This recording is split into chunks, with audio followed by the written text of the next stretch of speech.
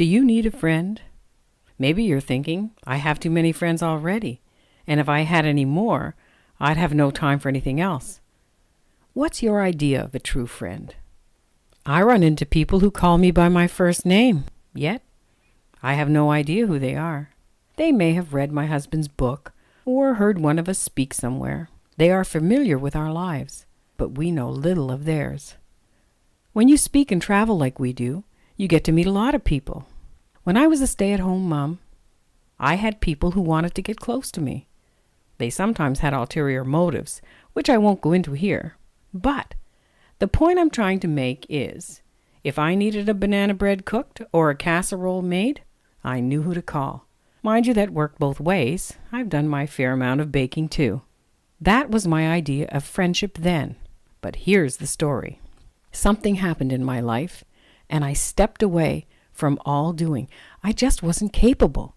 During that time, not one person called me who was genuinely concerned for me.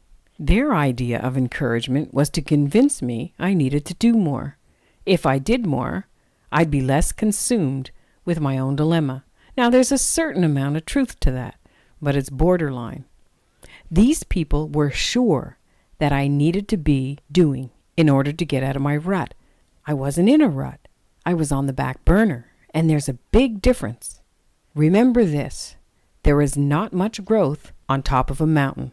All the luscious stuff grows in the valley. The back burner can be your valley experience. Make sure God shows you where you're at. Don't be driven by other people. You can take this purpose-driven life too far. There was one person who had attended an overcomers group that I had facilitated years ago. She had heard that I had taken myself out of everything, and I wasn't doing much of anything anymore. She knew me, and she thought this was rather strange. Her church had an altar call, and she took it upon herself to go up to the front and be prayed for in my stead. Well, she wound up laughing. During that time, she had a vision of me and heard these words, "Lynda will be fine. She will come out of this like pure gold." Later that day, she called me and related to me what she had experienced. I had never done anything in particular for this woman, that I could remember anyway. But the words she spoke to me on that day carried me through my Gethsemane experience.